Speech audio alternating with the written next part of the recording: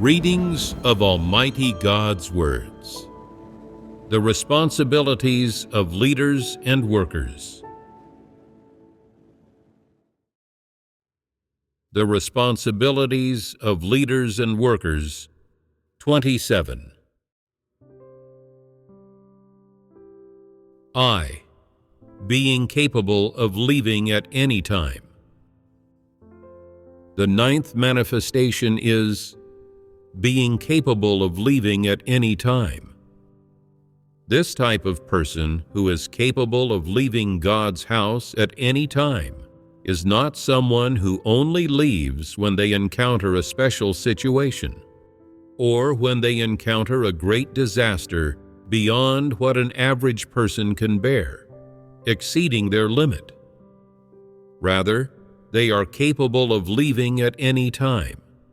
Even a small matter can cause them to leave. Even a small matter can cause them to not want to do their duty anymore, to not want to believe in God anymore, and to want to leave God's house. This type of person is also a huge pain. On the surface, they may seem slightly better than people who are Judases, but they are capable of leaving God's house at any time and any place. Whether or not they are capable of selling out the brothers and sisters is uncertain. Do you think this kind of person is reliable? No. So, do they have principles when it comes to how to be a person? Do they have a foundation in believing in God? Do they show any sign of truly believing? No. Then what kind of person are they? A disbeliever. They believe in God and do their duty as if it were all a joke. They're like someone not attending to proper tasks, going out to buy some soy sauce, who sees street acrobats or performers creating a lively scene and gets caught up in the excitement and forgets about buying the soy sauce, ending up delaying proper matters. People of this sort do not stick to anything for long. They are half-hearted and fickle. Their belief in God is also based on their interest. They feel it is quite fun to believe in God, but at some point when they lose interest in it, they will leave immediately without any reluctance. Some who leave go into business right away. Some pursue an official career path. Some get involved in romantic relationships and prepare for marriage. And some who want to get rich quickly head straight to the casino.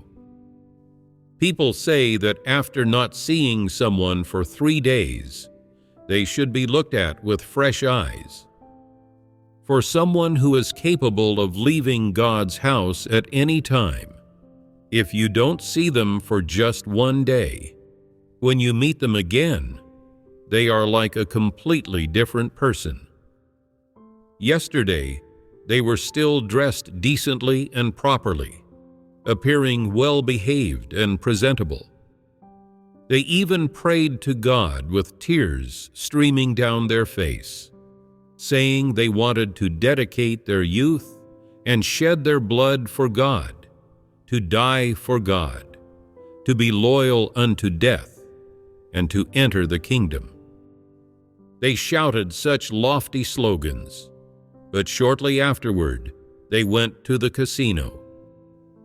Yesterday, they were happy to do their duty, and during the gathering, they read God's words with a glowing face and boiling with enthusiasm, moved to the point of wailing tearfully. So how is it they ran off to the casino today? They gambled late into the night without wanting to go home, having plenty of fun and boiling with enthusiasm. Yesterday, they were still attending gatherings, but today they've run off to the casino. So, just which manifestation is the real them? The latter one is the real them. If one does not understand the truth, they really cannot see through to just what this person is. The two manifestations, both before and after, are actually displayed by the same person. So how is it that it seems like they are displayed by two different people? A person such as this cannot be seen through by most people. You see that as a believer in God, they often attend gatherings, do not commit evil, and are quite able to endure hardship and pay a price in doing their duty. When sitting in front of the computer, they are focused and diligent, working hard and putting their heart into it. You would think that as someone who believes in God, they shouldn't be playing mahjong, right? But after just one day without seeing them, they've run off to the mahjong hall or the casino to gamble. And they're a first-rate mahjong player. They don't look like a person who believes in God at all. They've got you totally stumped. Are they someone who believes in God or a non-believer who plays mahjong? How can they switch roles so quickly? When they believe in God, then, do they have God in their heart?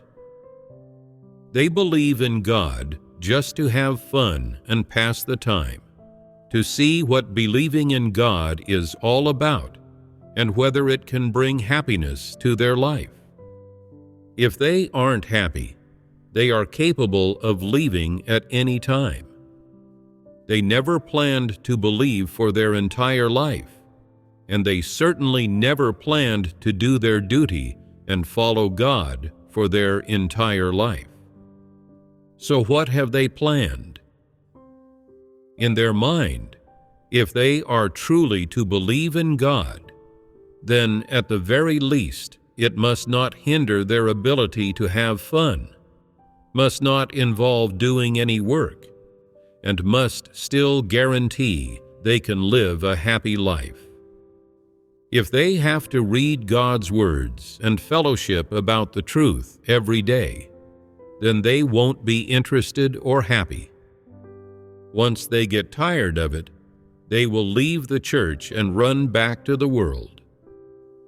They think, life is not easy, so people shouldn't mistreat themselves. We must be the masters of our own fate and not mistreat our flesh. We must ensure that we're happy every day. That's the only way to live freely. Believing in God shouldn't be done obdurately. Look at how easygoing I am. Wherever there's happiness, that's where I go. If I'm not happy, I'll leave. Why should I make things uncomfortable for myself?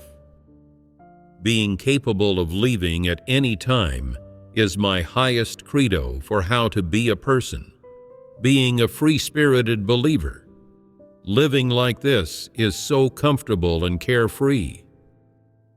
What kind of songs do people of this sort often sing?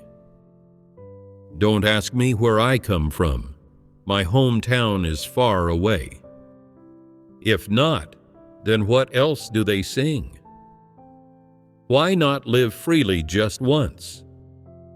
When they feel it's boring or not fun anymore, they quickly leave, thinking, why stick to one place when there's so much more to see in the world? What's another famous saying they use? Why give up an entire forest for the sake of one tree? What do you think? Do people of this sort have true belief? No, they are disbelievers. When it comes to disbelievers, since we are talking about how their problems are all problems of humanity, then what exactly is wrong with the humanity of such people? Do you think people of this sort have ever considered questions like how to be a person, what path people should walk, or what kind of outlook on life and values people should have as they live? No. So, what is the problem with the humanity of this kind of person? This kind of person lacks the conscience and reason of normal humanity. They do not consider such questions. That's for sure. In addition, to be precise, this kind of person has no soul. They are just a walking corpse. They have no requirements of their own regarding how to be a person or what path one should walk, nor do they consider these things. The reason they don't consider these things is because, although they have the appearance of a human on the outside, their essence is actually that of a walking corpse, a hollow shell. This kind of person has an attitude of just drifting through life when it comes to matters of human life and survival. To be specific, drifting through life means just muddling along and waiting for death, not learning and remaining ignorant, spending their days eating, drinking, and having fun. They go wherever there is happiness, and whatever makes them feel happy and joyful and comfortable in the flesh is what they will do.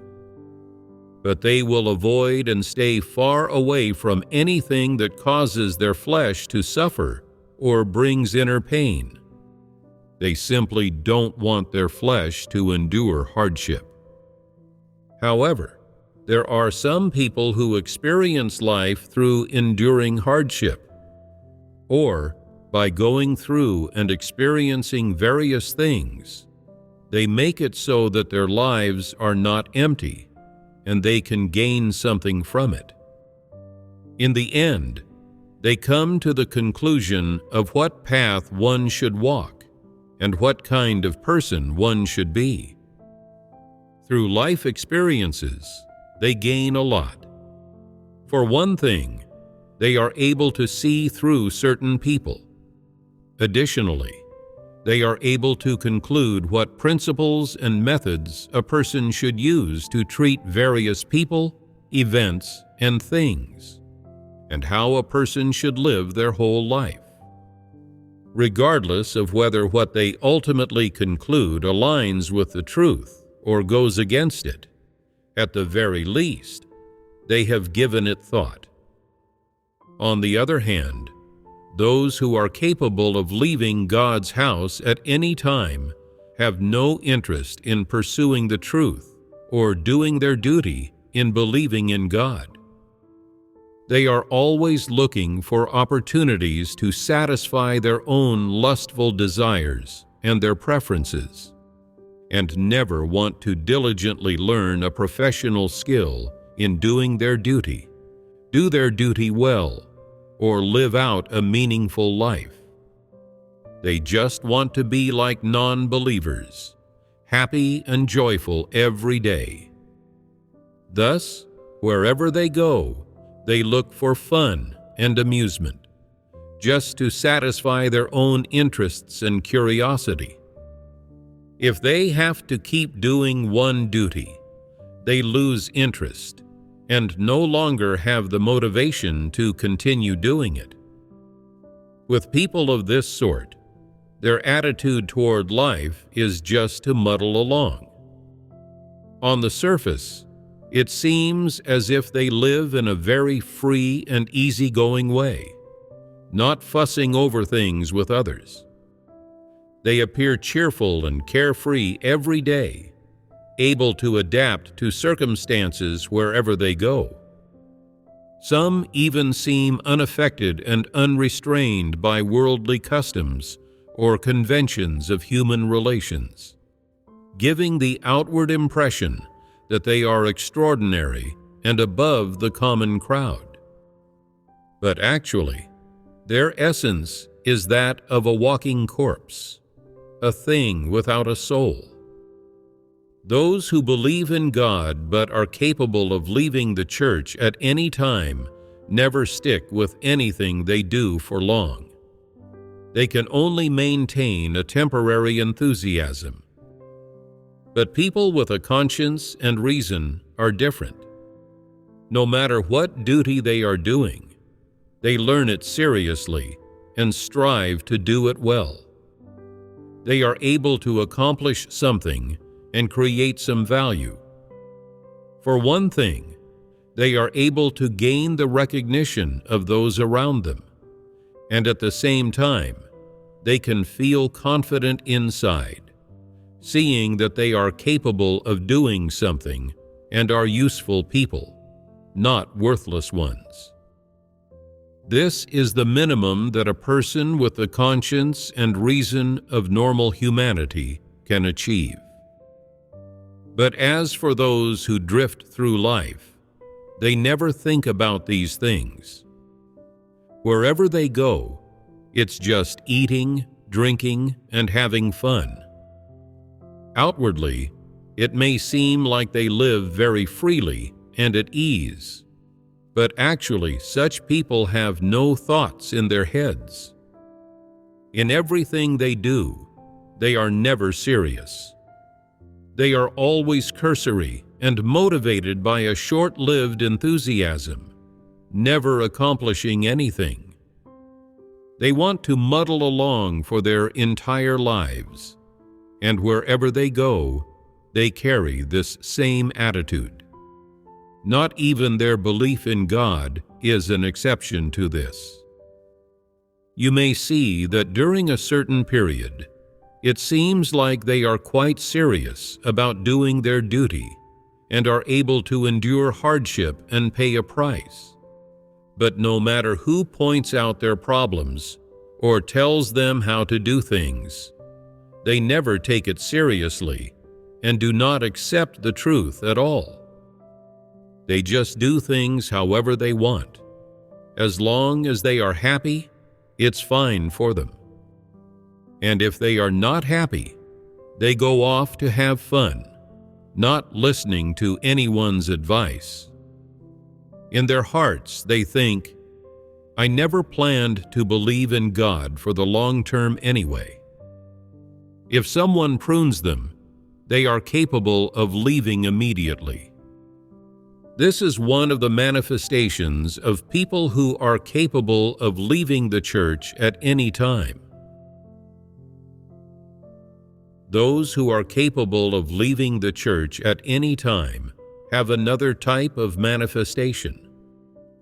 Some people, no matter how many years they have believed in God, no matter whether they appear to have a foundation or not, and no matter what duty they may have performed before, once they encounter a special circumstance that involves their own personal interests, can just up and disappear.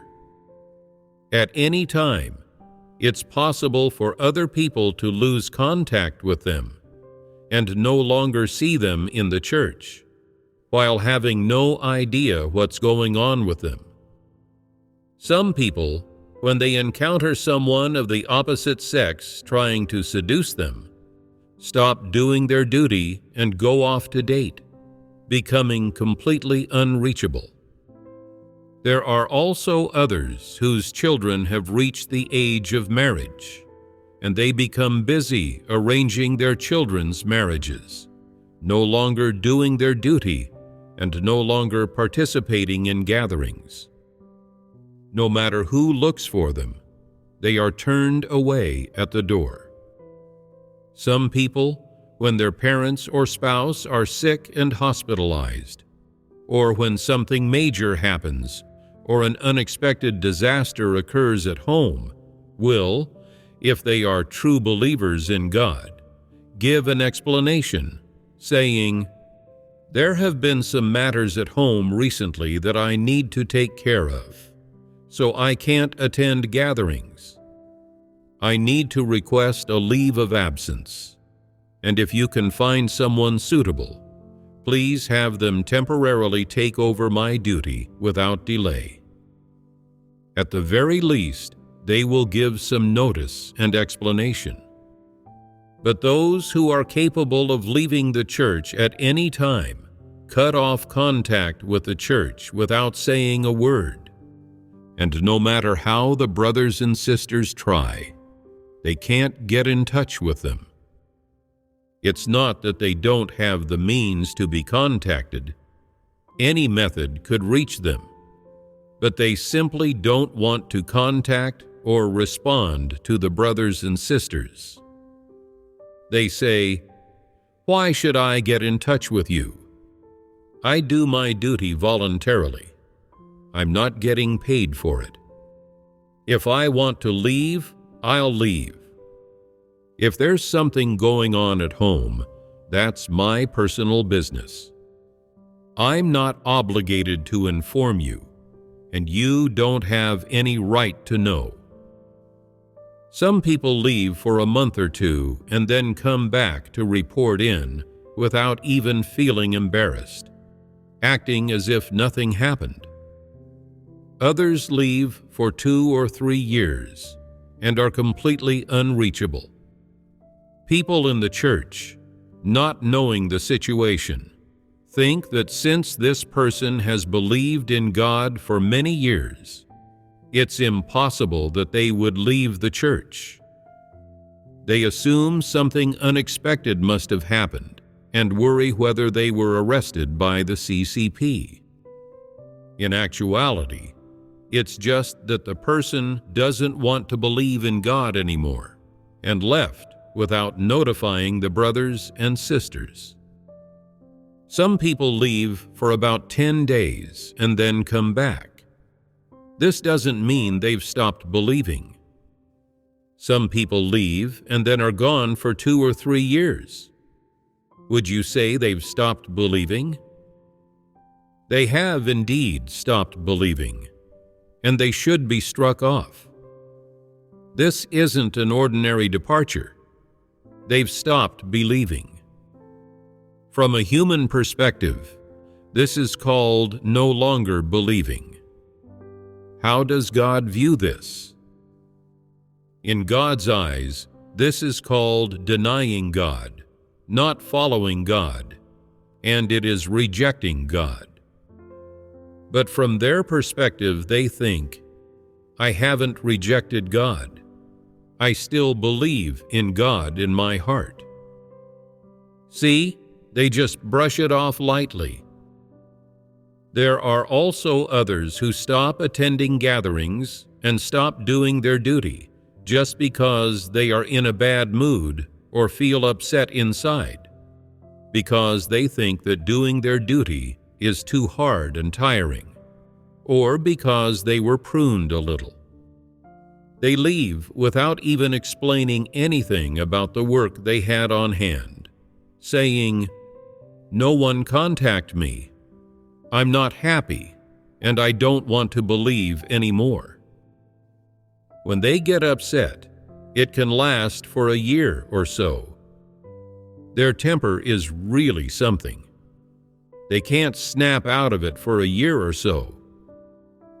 Some people take on the work of leaders and workers in the church, but not only do they fail to do the work well, they also recklessly commit misdeeds, bringing disruptions and disturbances to the church's work. Later, the brothers and sisters don't elect them, and also discern and expose them in fellowship. So they start thinking, "Is this a criticism session against me?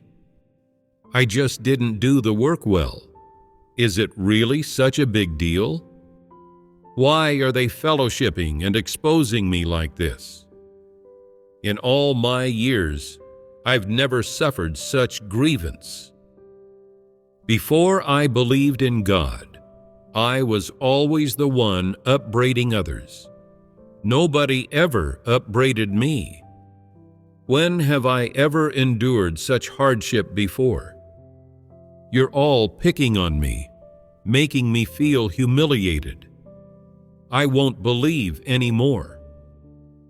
Just like that, they stop believing. Those who say this are not just young people. Some are those who have believed in God for 8 or 10 years and are in their 40s or 50s, yet they can also say such things when they're unhappy.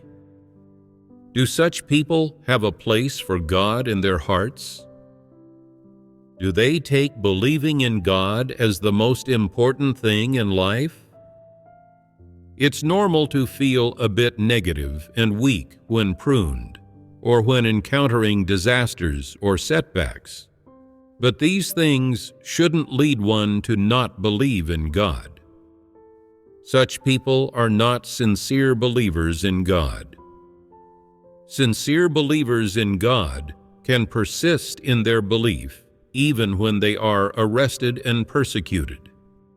Only these are people who have testimony.